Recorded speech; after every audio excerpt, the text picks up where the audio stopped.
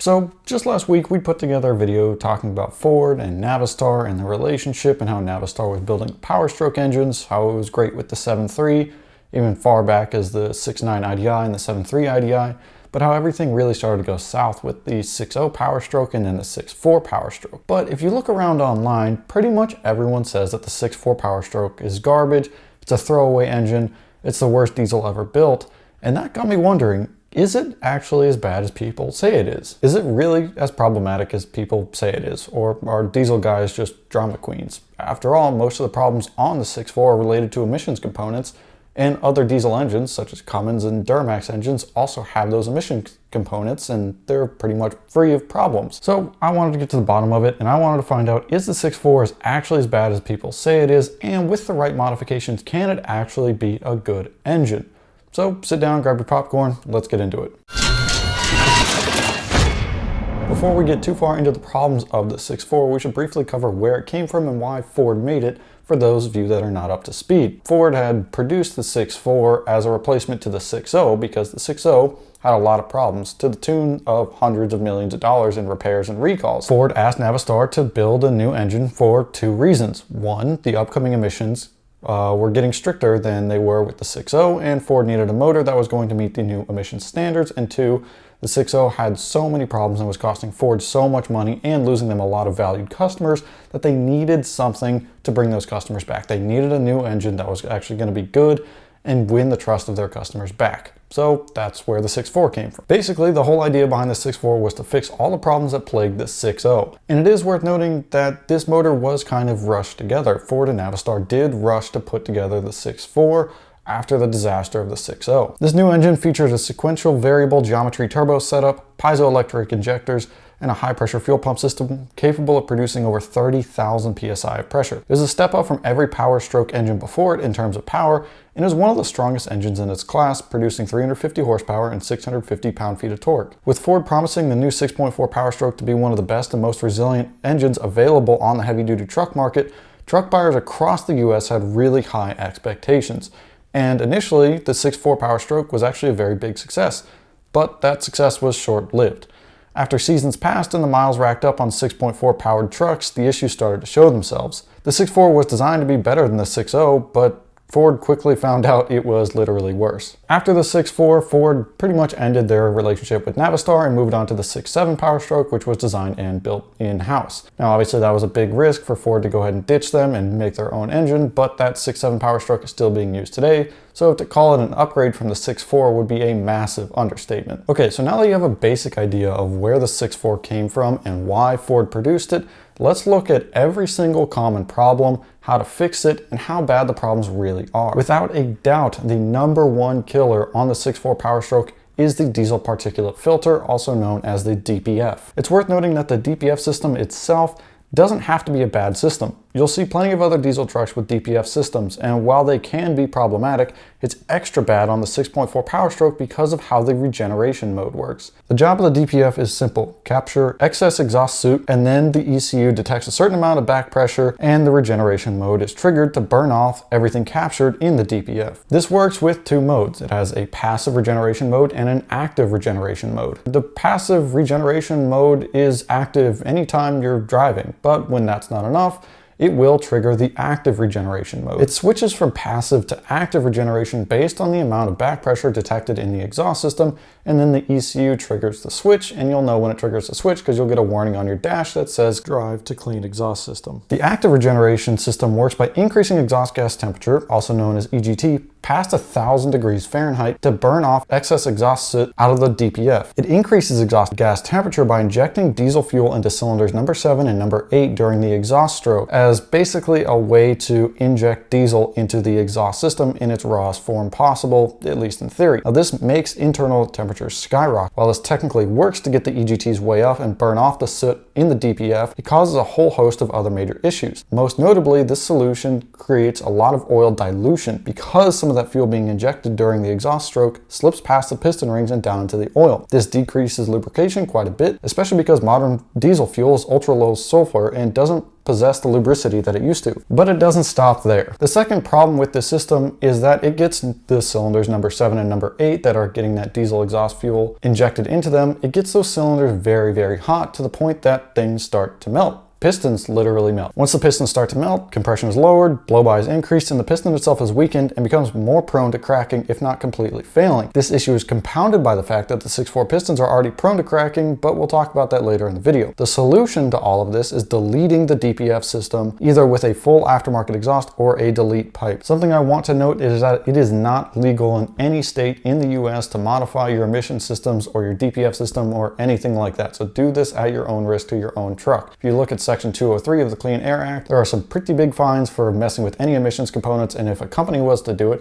or to sell products such as emissions delete products, the fines rack up to the millions of dollars very, very quickly, so tread lightly modifying these systems on your truck. That's a lot of damage! Rather than deleting the DPF system, you can even hollow it out, so it gives out the impression that it's still there when it really isn't. If you want to remove or hollow out the DPF, you're gonna need to reprogram the ECU with a tuner in order to get your truck to run properly. And we'll cover that a little bit later in the video as well. Once your DPF is removed and your ECU is reprogrammed, you can enjoy increased fuel economy, lower EGTs, and a much longer lifespan for your 6.4. Like I said before, DPF issues are the #1 killer for the 6.4 Powerstroke engine, but that being said, they're actually pretty easy to fix. You just delete the system. It's a pretty easy solution, although it's not quite legal, it is an easy thing to fix. Next up on the list of problems, we have another emissions related component, and that is the exhaust gas recirculation system, also known as EGR. This system works by feeding exhaust gases back into the intake to be reburned by the engine. This is done because not everything is burned with just one engine cycle, so to further improve efficiency and use unburned fuel, it is fed back into the intake system. Unfortunately, the dirty nature of diesel exhaust and the fact that exhaust gas is really hot causes some major issues. The solution to the heat problem is an EGR cooler, or in the case of the 6.4,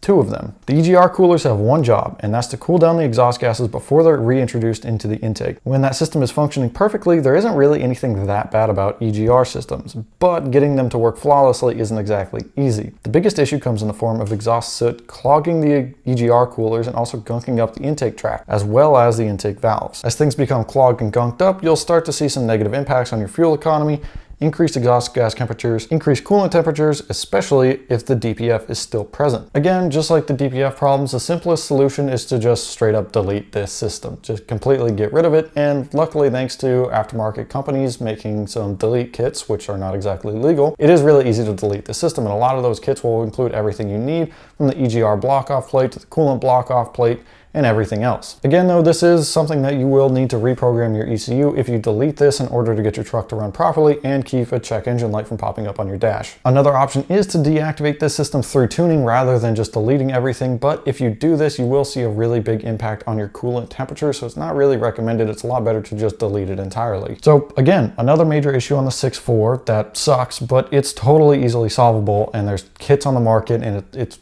easy to solve. But next we have the sand problem. More specifically, when the 6.4 Powerstroke blocks were made, they were cast in sand, and some of that sand sticks around after the casting is cooled, and then it's all cleaned up, and it slowly becomes dislodged as the miles rack up. The block goes through a ton of heat cycles, expanding, cooling, contracting, a lot of coolant, hundreds of thousands of miles of coolant. Everything becomes dislodged, if you will, and that sand can clog up parts of your coolant system. The biggest issue is when it clogs up your oil cooler, because then your oil temperatures get very, very, very hot because the oil cooler is no longer working effectively because there's no coolant flowing through it to cool the oil. Now, the fix for this is really simple. You just add in a coolant filter, which splices into your existing coolant system. It splices into the coolant hoses, and then you just occasionally clean the filter out when you're doing your regular maintenance. It's also worth noting that the 6.4 Powerstroke, like some other Powerstroke engines before it, suffers from cavitation damage issues.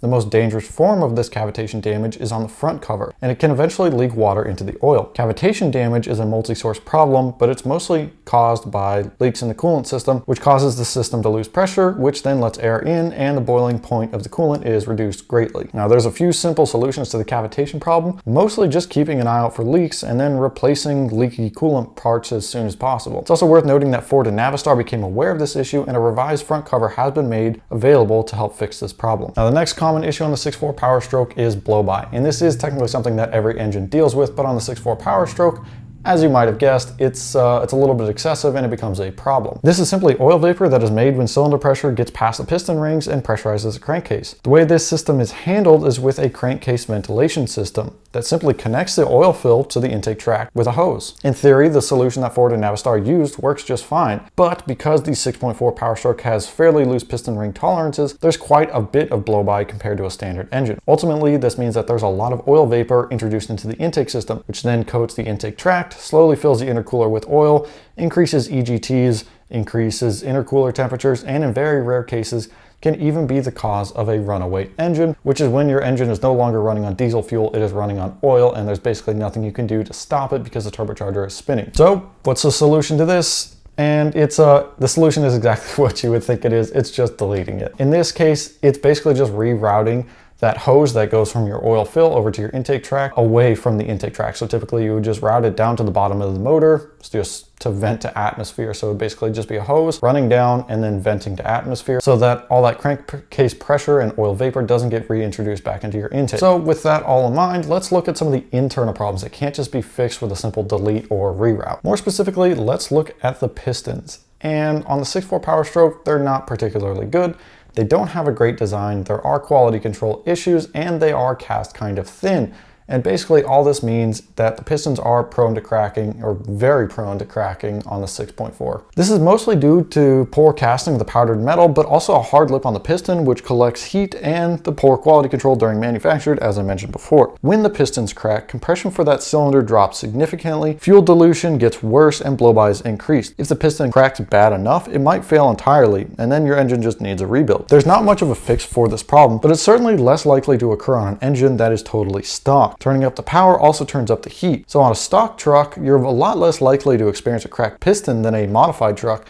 However, it's still a pretty common issue on totally stock 6.4 Powerstrokes. Another internal issue that plagues the 6.4 Powerstroke are the head studs. I just want to quickly clarify that the 6.4 Powerstroke and the 6-liter Powerstroke both use head bolts from the factory. Neither of them use head studs. Head studs are an aftermarket part, and both of these are using head bolts in stock form. Just want to clarify that. Don't know how I messed that up, but back to the video.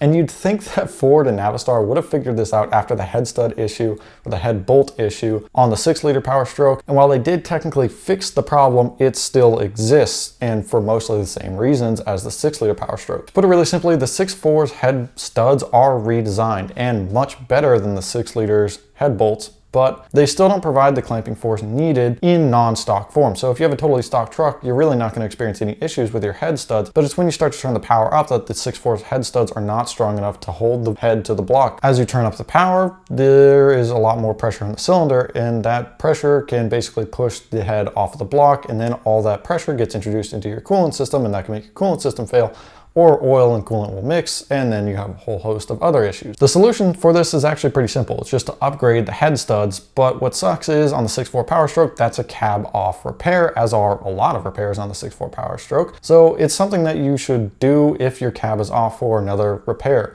which it probably will be considering how unreliable this motor is. Now, the last internal engine issue worth mentioning are the rocker arms. Unfortunately, these are well known to wear out prematurely, and that causes a whole host of other issues down the road. Outside of replacing them, there's really no simple fix for this problem. The only way to band-aid it is with regular oil changes and good quality oil. The first sign of worn rockers comes in the form of a faint clicking noise coming from the intake. Moving back outside the engine, let's take a look at a non-internal motor, and that's the last issue that really plagues the 6.4, and it's a multi-stage problem, and that's fueling. The biggest issue is when water gets into the fuel system and it's not properly maintained, and then water gets into the rest of the fuel system and then into your motor, and that causes a whole host of other issues. Luckily, the 6.4 Powerstroke features a fuel water separator, which has to be drained as part of your normal maintenance. Otherwise, it's known for clogging with time. As excessive amounts of water collects in the separator, it will mix with diesel fuel and turn into a thick grease-like sludge material that can clog the drain valve. When the drain valve gets clogged up, the separator will not drain properly, and then when it reaches maximum capacity, it'll allow water upstream into the fuel system, which then can rust components and take out the injection pump, injectors, and sometimes the entire motor. Luckily, the fix for this is actually really simple. do your maintenance. Literally, you just need to drain the fuel water separator regularly as part of your normal maintenance schedule, and this will almost entirely solve this issue. But unfortunately, the fueling problems do not stop there. The high pressure fuel pump is a very, very complex part and has extremely tight tolerances in order for it to work effectively. So if any contaminants get introduced into your fuel system, they can get into those tight tolerances on the high pressure fuel pump and cause failure. Really, if any foreign material gets past the fuel filter, it's probably going to kill the injection pump entirely. The solution, again, though, is pretty simple. Do your maintenance. Replace the fuel filters at regular intervals as you're supposed to, and that'll mostly solve this issue. Although not entirely fix it, it will mostly solve it. Literally just replace the fuel filters when you're supposed to. But on top of that, the K16 injection pump is known for failing anytime there's inadequate fuel pressure coming from the lift pump. Now, this can mostly happen for two reasons. One, you have your power cranked way up and the lift pump can no longer keep up. And in that case, it's going to run out of fuel and then it's going to starve out that K16 injection pump and that's going to fail. Or two, your OEM lift pump is just old and dying, and then if that dies, it's not going to supply fuel to the K16 injection pump and it's going to die. The last thing I want to mention on the 6.4 Powerstroke is that some of them have a literal flamethrower exhaust. This only applies to engines built in early 2007, so it affects very, very few engines, and Ford already issued a recall to fix this with an ECU tune, but it basically happens when the exhaust gets way too hot from the active regeneration mode to clean out the DPF. And when that happens, your exhaust gases coming out of the tailpipe are crazy hot, and it's to the point that there was a viral video showing basically a massive flame coming out of somebody's 6.4 Powerstroke exhaust and catching stuff on fire. Now, luckily, like I said, this affected very few trucks. It was only early 2007 trucks, and it was very quickly fixed with an ECU tune, but it is kind of funny that there are some trucks out there with a flamethrower exhaust. Really, this video is about the 6.4 Powerstroke engine, but it's also worth noting some common issues not to the engine itself. These include death wobble, radiator failure, body mount failure, front axle seals popping, and more. Combine all of this with the fact that the 6.4 Powerstroke is a physically massive engine and most repairs require the cab to come off, and you can really quickly see why people hate this motor and this truck so much. It breaks a lot, and then anytime it does break, the cab has to come off, and that adds literally thousands of dollars to any repair. Now, I do want to mention that a lot of the issues that we've mentioned here are either emissions components or lack of maintenance, or both. So really, with proper maintenance, a lot of the issues on the 6.4 Powerstroke can be alleviated or at least reduced in severity. And Ford has kind of like two maintenance schedules. So if you were to look at the owner's manual one, there's a regular maintenance schedule and a severe duty maintenance schedule. And a lot of 6.4 Powerstroke owners just revert to the severe duty maintenance schedule, and that just has the same maintenance schedule but with more regular intervals. So you're changing your oil more often, you're changing out the fuel filters more often, and a lot more. That being said, with all of these major problems that can cause terminal failure on top of the pistons, being really bad, the cab having to be removed, all these fuel system issues, it's easy to see why people call this a junk motor, a throwaway motor. Really, it was not designed well, it was slapped together, and it has a lot more issues than pretty much any other modern diesel engine. But I want to know what you guys think. Is the 6.4 Powerstroke really as bad as people say it is, or is it actually a decent motor when it's deleted and tuned properly? Let me know down in the comments what you think. While you're down there, smash the thumbs up button, get subscribed so you don't miss out on future videos. Check out some of the other videos on the channel. You can also drop a comment, let me know what videos you want to see in the future, and I'll see you guys in the next one.